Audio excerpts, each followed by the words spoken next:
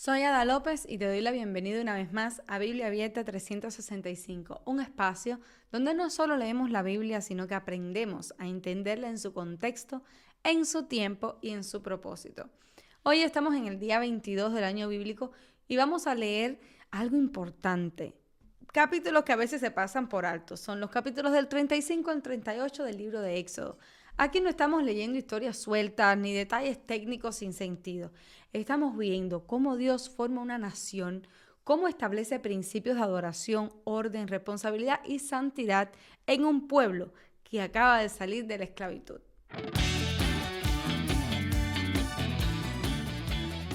Si alguna vez te has preguntado por qué Dios es tan específico, tan detallista y tan exigente en estos capítulos, hoy vamos a empezar a responder esas preguntas. Antes de comenzar, te recuerdo que revises los links en la descripción del video para unirte a nuestra comunidad en Telegram, visitar la página web y acceder a los artículos y recursos que completan este estudio. Suscríbete al canal, dale like y compártelo con otras personas que también quieran estudiar la Biblia con profundidad y sentido. Ahora sí, vamos a orar y comenzamos. Señor, hoy venimos delante de tu palabra con humildad y con hambre de entenderla. No queremos leer por leer ni pasar por encima de textos que tú consideraste importantes. Ayúdanos a comprender tu corazón, tu justicia y tu sabiduría en medio de una cultura tan distinta a la de nosotros hoy. Abre nuestra mente, pero también nuestro corazón para que lo que aprendamos transforme nuestra manera de pensar y de vivir. Guíanos con tu espíritu y enséñanos a verte en cada detalle. En el nombre de Jesús, amén.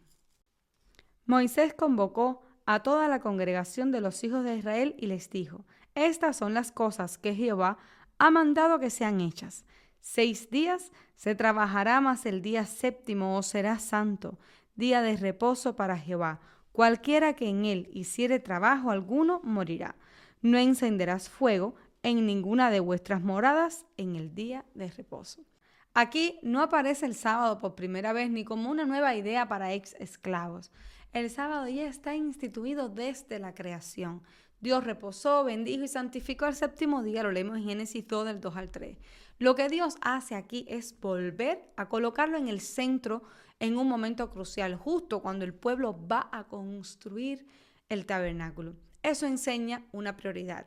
Aún en medio de una obra, para Dios no se puede violar un mandamiento de Dios. Y el sábado no es solo descanso físico, sino es un día apartado, santo, para comunión y reconocimiento de quién es Él y de todo lo que ha preparado en este mundo para nosotros. En Éxodo 20, del 8 al 11, el sábado se conecta explícitamente con la creación. Y más adelante, en Deuteronomio 5, 15, lo conecta también con la liberación de Egipto. No es contradicción, es el mismo sábado con dos énfasis bíblicos: creación, o sea, Dios es creador, y redención, Dios es libertador.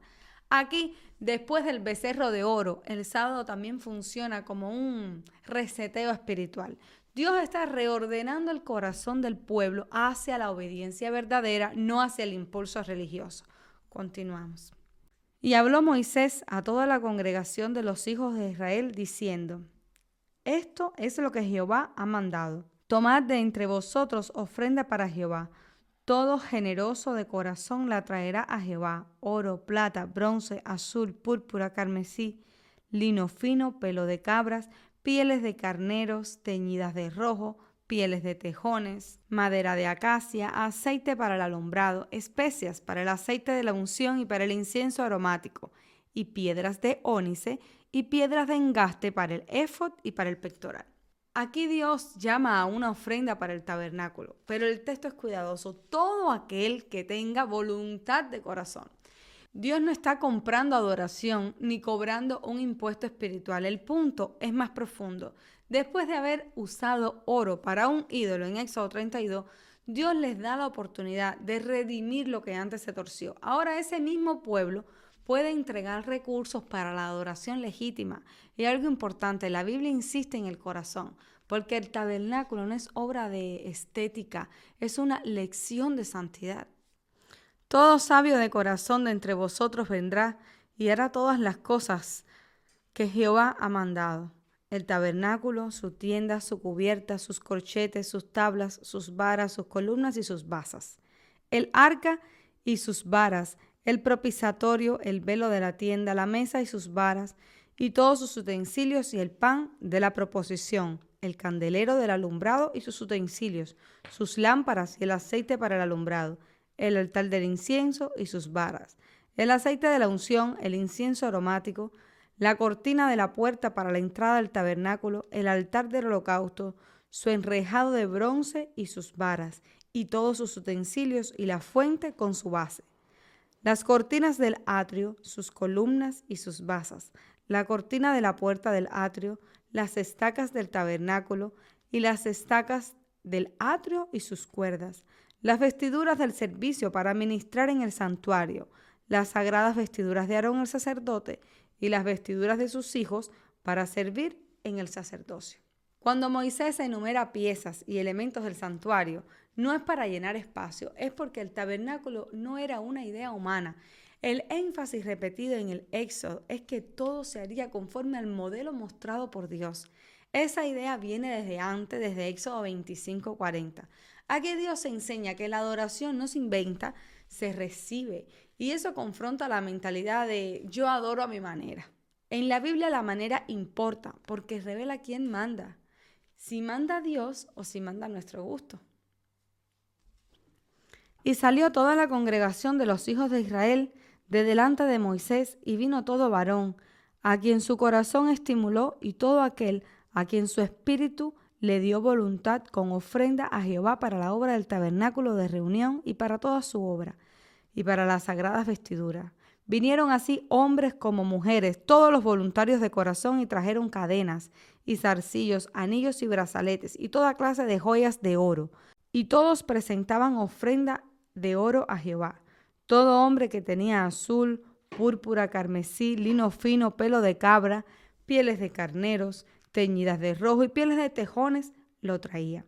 Todo el que ofrecía ofrenda de plata o de bronce, traía a Jehová la ofrenda, y todo el que tenía madera de acacia, la traía para toda la obra del servicio. Además, todas las mujeres sabias de corazón hilaban con sus manos, y traían lo que habían hilado, azul, púrpura, carmesí o lino fino. Y todas las mujeres, cuyo corazón las impulsó en sabiduría, hilaron pelo de cabra. Los príncipes trajeron piedras de ónice y las piedras de los engastes para el éfod y el pectoral, y las especias aromáticas y el aceite para el alumbrado, y para el aceite de la unción y para el incienso aromático. De los hijos de Israel, así hombres como mujeres, todos los que tuvieron corazón voluntario para traer para toda la obra que Jehová había mandado por medio de Moisés que hiciesen, trajeron ofrenda voluntaria a Jehová. Esta sección es oro espiritual. El pueblo responde con generosidad y el énfasis otra vez es en el corazón. Todo aquel en quien su corazón se movió. Todo aquel cuyo espíritu dio voluntariamente. Este detalle es crucial porque venimos del capítulo 32, donde el corazón del pueblo se soltó para la idolatría. Y ahora vemos lo opuesto, un corazón corregido que se vuelca a obediencia. Aquí hay una pregunta que la gente sí se hace. ¿De dónde sacaron tanto oro, telas, piedras? La Biblia ya lo explicó. A salir de Egipto, los egipcios les dieron objetos. Eso lo leemos en Éxodo 12. O sea, Dios proveyó antes de pedir. Y otro punto importante, la participación de las mujeres aparece con fuerza. Las mujeres hilaban, traían, servían. La adoración bíblica no es espectáculo de pocos, es una respuesta comunitaria. Y dijo Moisés a los hijos de Israel: mirad, Jehová ha nombrado a Bezaleel, hijo de Uri, hijo de Ur, de la tribu de Judá, y lo ha llenado del Espíritu de Dios en sabiduría, en inteligencia, en ciencia y en todo arte, para proyectar diseños, para trabajar en oro, en plata y en bronce, y en la talla de piedras de engaste y en obra de madera, para trabajar en toda labor ingeniosa, y ha puesto en su corazón el que puede enseñar, así como a Oliab, hijo de Ahisamac, de la tribu de Dan, y los ha llenado de espíritu de corazón para que hagan toda la obra de arte y de invención, y de bordado en azul, en púrpura, en carmesí, en lino fino y en telar, para que hagan toda labor e inventen todo diseño. Aquí aparece Bezaleel y Aholiab. Y el texto usa un lenguaje fuerte. Dios los llenó de sabiduría, inteligencia, ciencia y arte. Esto tiene un fundamento bíblico profundo. En la Biblia, la sabiduría práctica también viene de Dios, no solo en la predicación. Dios no está formando solo religiosos, está formando un pueblo completo. Y después del becerro de oro, este detalle es más que técnico. Antes usaron habilidades y recursos para fabricar un ídolo. Ahora Dios consagra habilidades y recursos para edificar un lugar de encuentro con Él. Es redención del talento. Reflexionemos en estas preguntas. ¿Estoy recordando el sábado como algo santo desde la creación o lo trato como un detalle opcional? ¿Estoy intentando hacer cosas para Dios mientras descuido obedecer a Dios en lo básico? ¿Qué cosas en mi vida se han usado mal en el pasado, pero hoy Dios me está dando oportunidad de redimirlas para Él? Mi adoración nace de voluntad y reverencia o de impulso, presión y costumbre. Así pues, Bezaleel y Aholiab y todo hombre sabio de corazón a quien Jehová dio sabiduría e inteligencia para saber hacer toda la obra del servicio del santuario, harán todas las cosas que ha mandado Jehová. Y Moisés llamó a Bezaleel y a Aholiab y a todo varón sabio de corazón, en cuyo corazón había puesto Jehová sabiduría. Todo hombre a quien su corazón le movió a venir a la obra para trabajar en ella. Y tomaron de delante de Moisés toda la ofrenda que los hijos de Israel habían traído para la obra del servicio del santuario a fin de hacerla. Y ellos seguían trayéndole ofrenda voluntaria cada mañana. Tanto que vinieron todos los maestros que hacían toda la obra del santuario, cada uno de la obra que hacía, y hablaron a Moisés diciendo: el pueblo trae mucho más de lo que se necesita para la obra que Jehová ha mandado que se haga. Entonces Moisés mandó pregonar por el campamento diciendo: ningún hombre ni mujer haga más para la ofrenda del santuario. Así se impidió al pueblo ofrecer más, pues tenían material abundante para hacer toda la obra y sobraba. Aquí aparece una de las escenas más sorprendentes de toda la Biblia. El pueblo da más de lo que se necesita. Esto no es emoción momentánea ni es una manipulación, es una respuesta consciente después de haber caído gravemente en idolatría. Muchos comentaristas cristianos señalan que este exceso de generosidad es evidencia de un arrepentimiento genuino. El corazón del pueblo fue corregido. Algo importante, Moisés tiene que poner un límite. Y esto nos enseña que incluso lo bueno necesita orden. La espiritualidad bíblica no es descontrolada. Dios no se glorifica en el exceso sin dirección. Aquí vemos un principio eterno. Cuando Dios toca el corazón, la respuesta puede ser abundante, pero siempre debe estar guiada por la obediencia y no por el impulso. Todos los sabios de corazón de entre los que hacían la obra hicieron el tabernáculo de 10 cortinas de lino torcido, azul, púrpura y carmesí. Las hicieron con querubines de obra primorosa. La longitud de una cortina era de 28 codos y la anchura de 4 codos.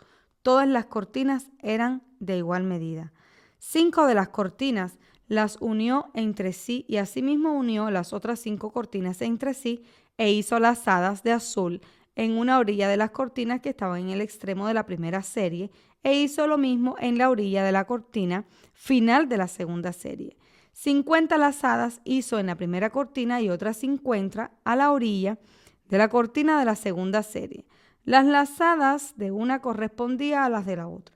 Hizo también 50 corchetes de oro, con los cuales enlazó las cortinas una con otra, y así quedó formado un tabernáculo. Hizo asimismo cortinas de pelo de cabra para una tienda sobre el tabernáculo. 11 cortinas hizo. La longitud de una cortina era de 30 codos y la anchura de 4 codos. Las 11 cortinas tenían una misma medida. Y unió 5 de las cortinas aparte y las otras 6 cortinas apartes. Hizo además 50 lazadas en las orillas de las cortinas que estaban al extremo de la primera serie y otras 50 lazadas en la orilla de la cortina final de la segunda serie. Hizo también 50 corchetes de bronce para enlazar la tienda de modo que fuese una. E hizo para la tienda una cubierta de pieles de carneros teñidas de rojo y otra cubierta de pieles de tejones encima. Ahora comienza la construcción del tabernáculo propiamente dicho. Las cortinas no eran decoración, eran teología tejida. Los querubines bordados no eran figuras artísticas al azar. En la Biblia, los querubines aparecen custodiando la santidad de Dios desde Génesis 3, cuando guardan el acceso al Edén. Y esto es clave. El tabernáculo es una especie de Edén restaurado en miniatura.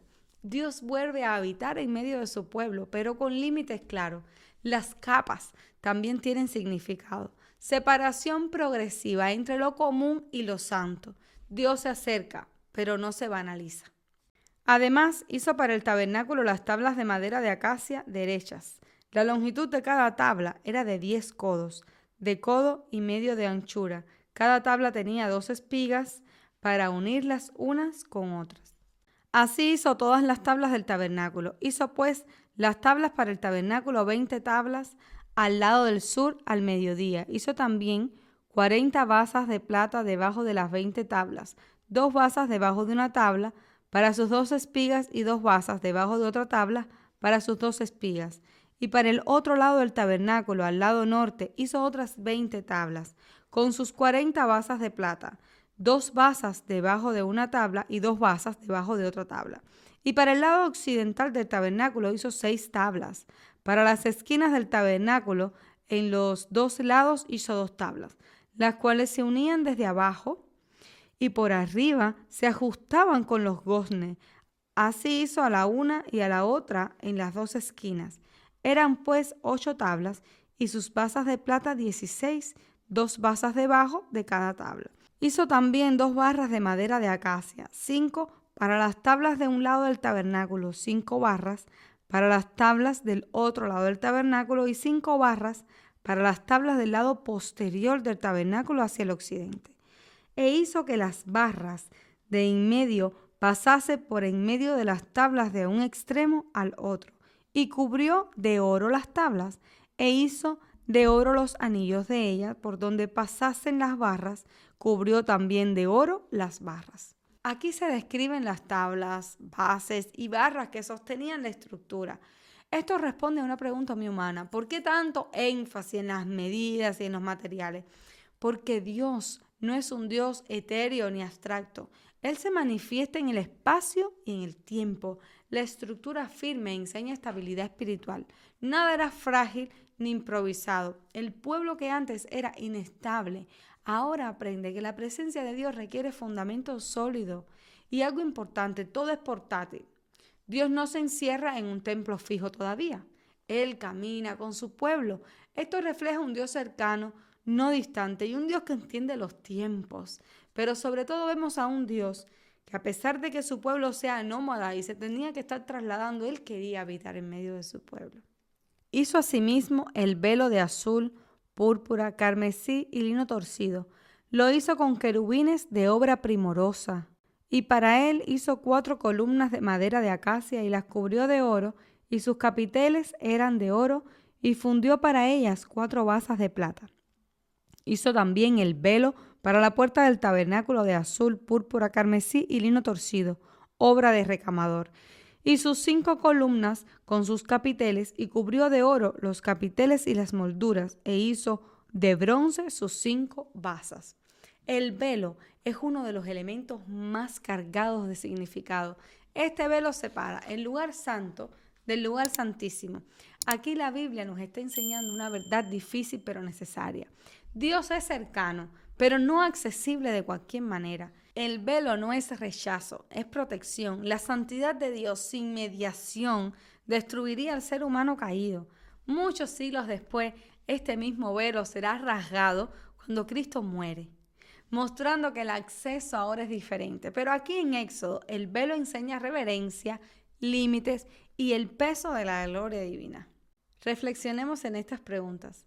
¿Estoy dispuesto a poner límites incluso a cosas buenas para que haya orden en mi vida espiritual? Entiendo que Dios es cercano, pero también santo, o lo trato con ligereza. ¿Qué me enseña este tabernáculo sobre cómo Dios quiere habitar en medio de su pueblo hoy?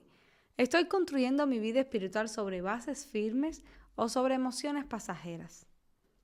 Hizo también Bezaleel el arca de madera de acacia. Su longitud era de 2 codos y medios, su anchura de codo y medio y su altura de codo y medio. La cubrió de oro puro por dentro y por fuera, y le hizo una cornisa de oro en derredor.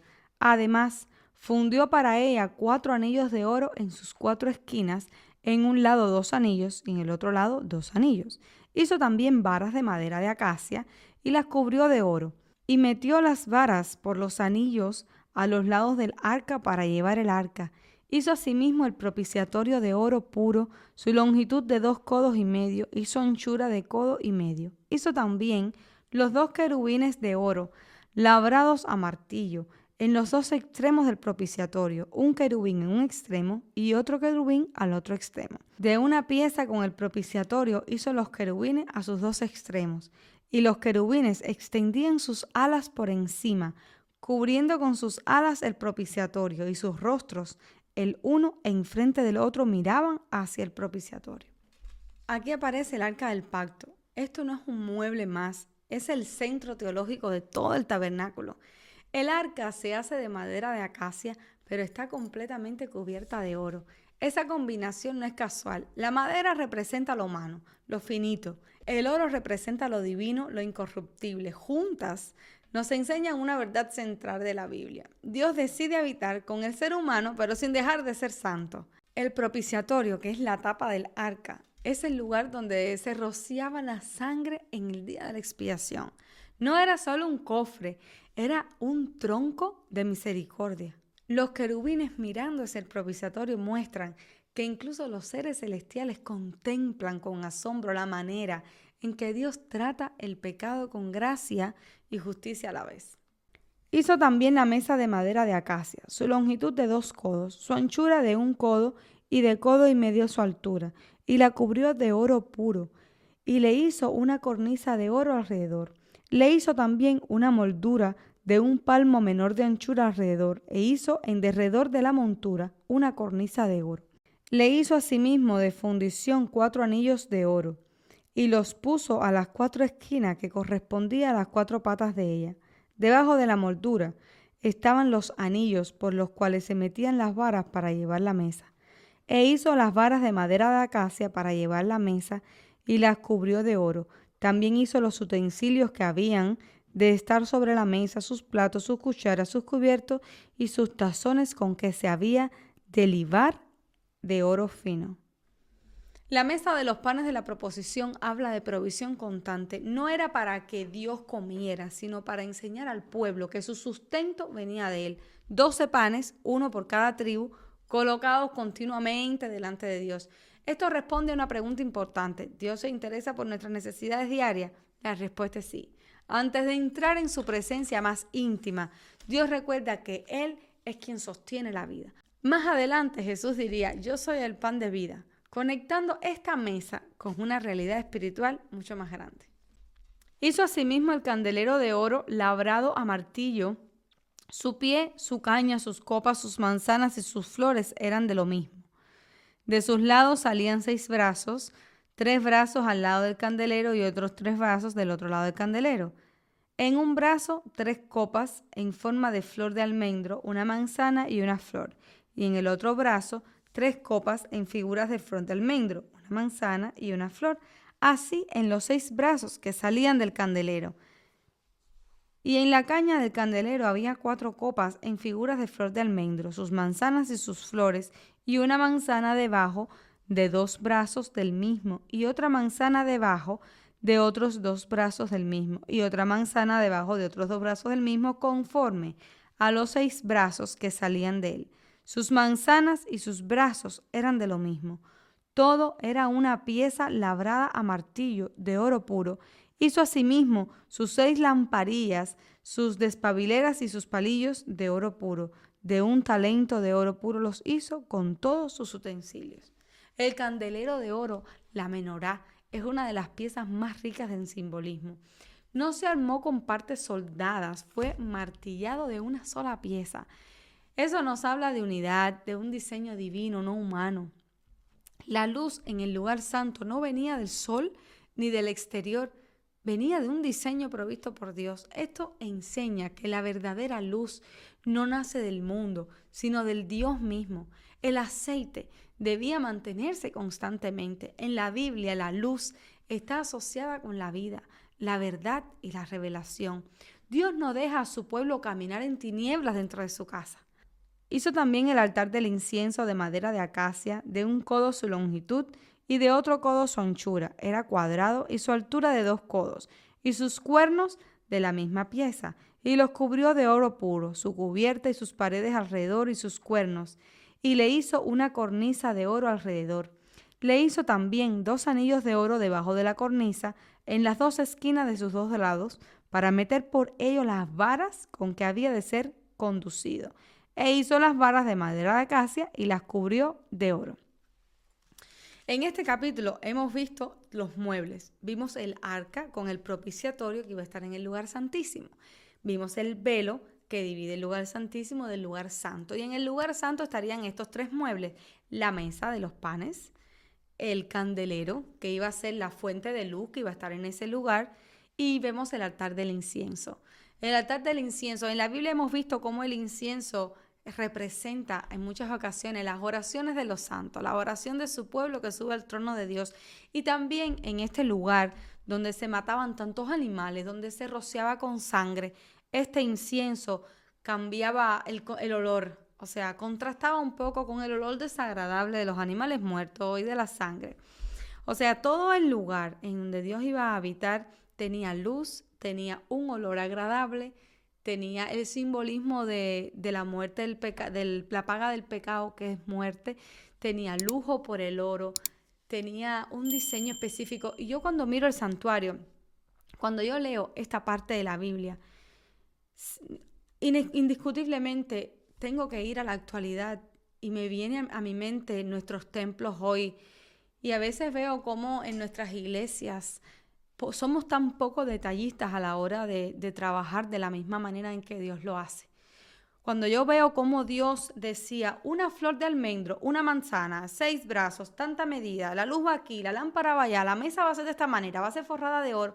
O sea, veo que Dios es un Dios de detalle y que Dios no empieza a formar las cosas y le dice al pueblo, vayan ustedes pensando a ver qué ponen primero, después vamos más adelante buscando. Había un orden, había una estrategia, sabía Dios hasta a dónde iba a ir. O sea, Dios es un arquitecto, un diseñador de interiores, es una persona que sabe, está viendo el final de todo el proyecto, y a nosotros nos cuesta a veces pagar personas profesionales para que hagan cosas en nuestras iglesias. Y yo digo que a veces gastamos más recursos y más dinero. A veces de buena voluntad en nuestras propias iglesias empezamos a hacer cambios estructurales de manera empírica, sin pagar a un profesional que te diseñe el local. Y entonces a veces es cuando entramos a las iglesias y vemos como que el piso, la pared, la parte de la adoración, la decoración no tiene nada que ver una cosa con otra. Se ve como que fuimos haciéndolo todo por pedazos, todo por retazo. Y eso no es lo que yo veo en la Biblia. Cuando yo veo en la Biblia, veo a un pueblo dispuesto a dar, a ofrendar para el tabernáculo. Veo a un Dios que tiene un plan para su tabernáculo, para el lugar donde Él va a habitar. Veo a un pueblo que hubo que pararlo para que no diera más ofrenda. Y esto nos tiene que llamar la atención a nosotros hoy. La iglesia a la cual nosotros vamos a rendir culto a Dios 1 vez a la semana, 2 veces a la semana, 3 veces a la semana, la vemos como una cosa que no es nuestra, que no nos pertenece, que no es parte de mis recursos, que yo no debo invertir ahí, que yo no debo apoyar ahí. O yo veo la casa de Dios como mi segunda casa, como mi casa espiritual. Yo ofrendo por obligación, o yo también pregunto al pastor o a los líderes, ¿qué necesita la iglesia? ¿En qué puedo apoyar? Veo que necesita pintura, veo que los muebles están rotos. ¿Tienes algún plan como pastor de remodelar la iglesia? ¿Hay algo en lo que yo pueda apoyar? Porque cuando yo miro esto y veo a veces las iglesias sucias, abandonadas, las iglesias sin plan, yo digo, ¿qué razón para eso? O no estamos leyendo el libro de Éxodo. Éxodo confronta a todo líder, confronta a toda iglesia a la hora de gastar recursos, a la hora de hacer las cosas profesionales, a la hora de pagar a las personas que pueden decorar, que saben hacer las cosas mejores que nosotros. Y siempre he dicho que Dios provee para su casa. Y cuando a un pueblo se le pide, el pueblo puede ser capaz también de ofrendar como mismo lo hizo en Éxodo. Nunca le tengamos miedo, líder, si pastor o líder si me estás viendo, nunca tengas miedo de presentar un plan Y no pienses que Dios es del tamaño de tu cerebro. Aquí vemos cómo un pueblo que era esclavo, Dios le proveyó recursos suficientes porque Dios sí tenía un plan y sabía lo que iba a pasar. Y sobreabundó el oro, sobreabundaron las piedras, sobreabundaron las telas, los telares, los hilos. Cuando nosotros vemos el santuario, vemos que aquí hay millonada de dinero. Esto se hizo hasta las cornisas, hasta los postes se forraron de oro, hasta las tablas se forraban de oro. Aquí hubo mucho dinero. Y Dios preparó el recurso. ¿Cuánto no nos va a ayudar Dios hoy para nosotros, si tenemos en nuestro corazón de presentar un templo bonito, que podamos llevar a nuestra familia, que podamos invitar a la comunidad y que nos sintamos bien invitando a la casa de Dios a personas extrañas que lleguen y se sientan y respiren un ambiente agradable? No riqueza, no lujo, pero limpieza, que no estén rotos los asientos, que las paredes estén pintadas. Esto nos llama la atención a todos, a líderes y a miembros. Nosotros también somos parte de que la casa de Dios se vea presentable, se vea linda y se vea acogedora. Vamos a terminar con estas preguntas de reflexión. ¿Dónde estoy buscando seguridad? ¿En la misericordia de Dios o en mis propios méritos? ¿Reconozco a Dios como mi proveedor diario o vivo como si todo dependiera solo de mí? ¿De dónde proviene la luz que guía mis decisiones? ¿De Dios o del entorno que me rodea? ¿Qué me enseña el arca sobre cómo Dios trata el pecado y la gracia? Igualmente hizo de madera de acacia el altar del holocausto, su longitud de 5 codos y su anchura de otros 5 codos cuadrados y de 3 codos de altura. E hizo sus cuernos a sus 4 esquinas, los cuales eran de la misma pieza, y los cubrió de bronce. Hizo asimismo todos los utensilios del altar, candeleros, tenazas, tazones, garfios y palas. Todos sus utensilios los hizo de bronce e hizo para el altar un enrejado de bronce de obra de rejilla que puso por debajo de su cerco hasta la mitad del altar. También fundó 4 anillos a los 4 extremos del enrejado de bronce para meter las varas, e hizo las varas de madera de acacia y las cubrió de bronce y metió las varas por los anillos de los lados del altar. Para llevarlo con ellas, hueco lo hizo de tablas. El altar del holocausto está en el atrio. Antes de cualquier otra cosa, el mensaje es claro. No se accede a la presencia de Dios sin tratar el pecado. Está hecho de madera de acacia recubierto de bronce. En la Biblia el bronce se asocia al juicio. Por eso este altar que está afuera, visible para todos, los cuernos eran parte de una sola pieza. El mismo lugar del sacrificio era también lugar de refugio. Más adelante veremos que asir los cuernos simboliza clamar por misericordia. Dios enseña desde el inicio que el juicio y la gracia no están separados. También hizo la fuente de bronce y su base de bronce, de los espejos de las mujeres que velaban a la puerta del tabernáculo de reunión. La fuente de bronce se hace con los espejos de las mujeres que servían a la entrada. En el mundo antiguo, esos espejos eran metal pulido valioso, usado para mirarse a sí misma. Aquí ocurre algo profundo. Lo que antes refleja la imagen propia, ahora se convierte en instrumento de purificación. El orden también importa. Primero el altar, perdón. Luego la fuente, limpieza. No hay transformación sin expiación previa. Dios no quiere solo perdonar, sino que también quiere purificar. Hizo asimismo el atrio. Del lado sur al mediodía, las cortinas del atrio eran de 100 codos de lino torcido. Sus columnas eran 20, con sus 20 basas de bronce, los capiteles de las columnas y sus molduras de plata. Y del lado norte, cortinas de 100 codos, sus columnas 20, con sus 20 basas de bronce, los capiteles de las columnas y sus molduras de plata. Del lado del occidente, cortinas de 50 codos, sus columnas 10, sus 10 basas, los capiteles de las columnas y sus molduras de plata. Del lado oriental al este, cortinas de 50 codos. A un lado, cortinas de 15 codos, sus 3 columnas y sus 3 basas. Al otro lado de uno y otro lado de la puerta del atrio, cortinas de 15 codos, con sus 3 columnas y sus 3 basas. Todas las cortinas del atrio alrededor eran de lino torcido. Las basas de las columnas eran de bronce, los capiteles de las columnas y sus molduras de plata, asimismo las cubiertas de las cabezas de ellas de plata, y todas las columnas del atrio tenían molduras de plata. Las cortinas de la entrada del atrio eran de obra de recamador, de azul, púrpura, carmesí, lino torcido. era de 20 codos de longitud y su anchura, o sea, su altura, era de 5 codos. Lo mismo que las cortinas del atrio. Sus columnas eran 4, con sus 4 basas de bronce y sus capiteles de plata, y la cubierta de los capiteles de ella y sus molduras de plata. Todas las estacas del tabernáculo y del atrio alrededor eran de bronce. El atrio delimita un espacio santo en medio de un campamento común. Dios pone límites claros, no todo es igual, no todo se mezcla. Esto responde a una inquietud moderna. ¿Por qué Dios pone barreras? Porque la santidad protege, no excluye. Las cortinas, estacas, las basas muestran orden y estabilidad. Dios está formando una nación que aprende que su presencia no se trata con ligereza ni con improvisación.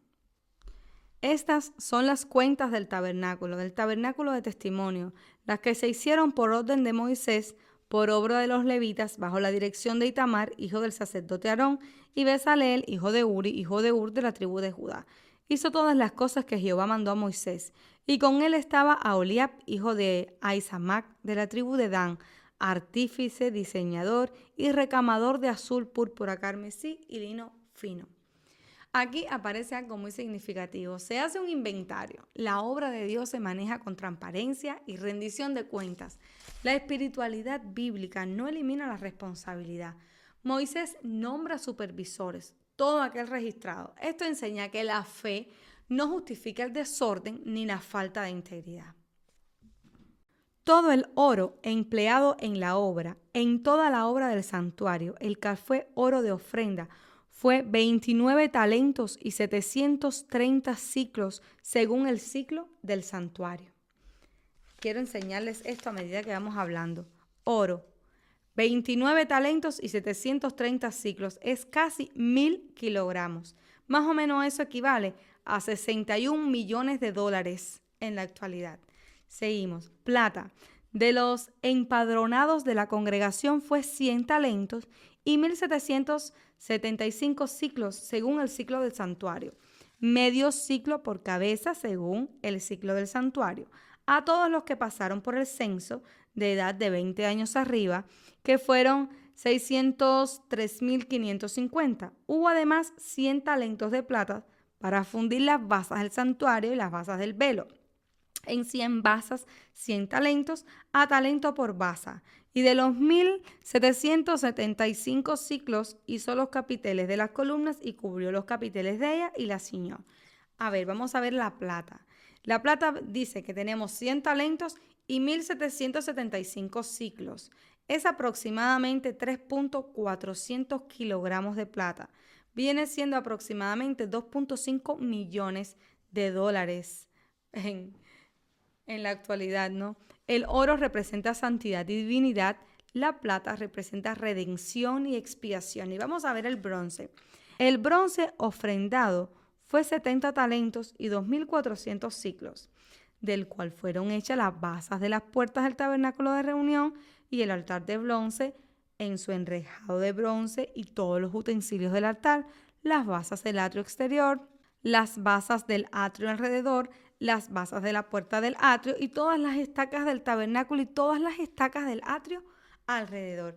Y aquí vemos el bronce, 70 talentos y 2.400 ciclos, casi 2.400 kilogramos, aproximadamente unos 10.000 dólares en la actualidad. ¿Qué representa el juicio?